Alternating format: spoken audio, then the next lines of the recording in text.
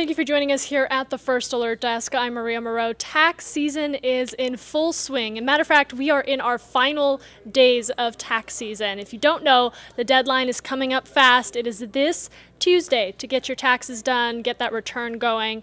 And we want to let you know of some scammers out there who are taking advantage of this time of year and preying on vulnerable taxpayers looking to get some money out of you. So you want to be careful as you're going through the filing process. And to help me break down some scams you'll want to watch out for is our BBB consumer expert, Simone Williams, here joining me.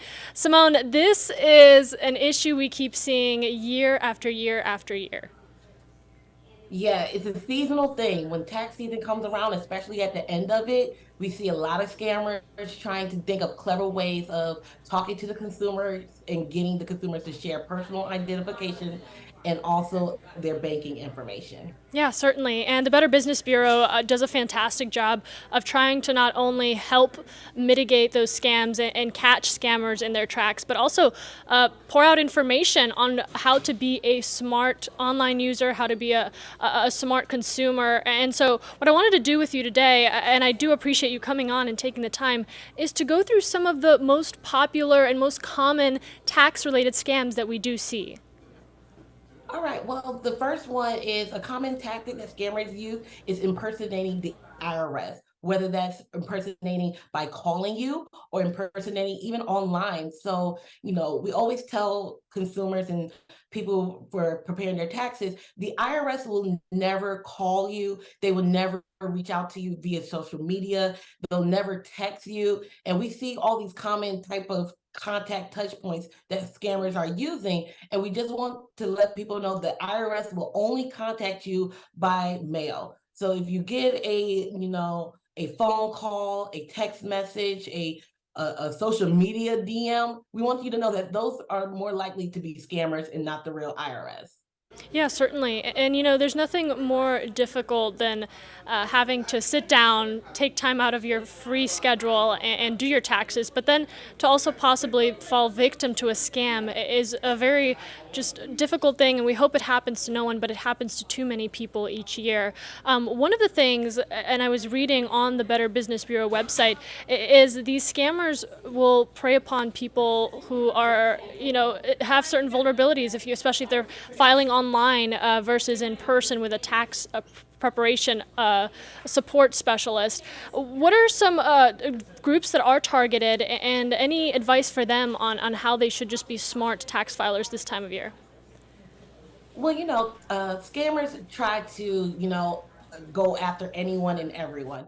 So for, the younger adults, you want to make sure that you're just reading everything online. You want to make sure that you're actually going to the IRS website, which is irs.gov. If you are find yourself on an alleged IRS website and it has a bunch of numbers out there or it's a .com, then you just want to caution and be like, okay, I don't believe I'm on the right IRS. All the way up to, seniors. You just what I tell people all the time is make sure that person that is preparing your taxes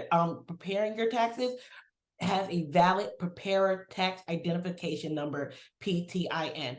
By law, anyone who prepares or even assists with preparing federal tax returns for a compensation must have that PTIN. Tax preparers should never sign their tax returns if they didn't self file. So just make sure that you just have that PTIN number on hand, making sure that they are a valid and legit tax preparer. And that's another point I'm glad you brought up is that the people that we lean on for help, especially taxes are often very challenging to navigate. They could also not have our best interest in mind sometimes. So it's good to take those extra steps just to make sure you're dealing with an authentic tax preparation specialist.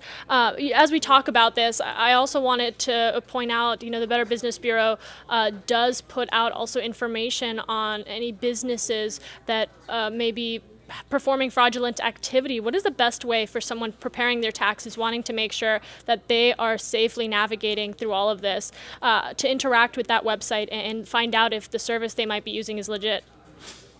You want to do your research. Check bbb.org for complaints and reviews on tax services that's in your area. You want to be cautious about pop-up and seasonal tax services.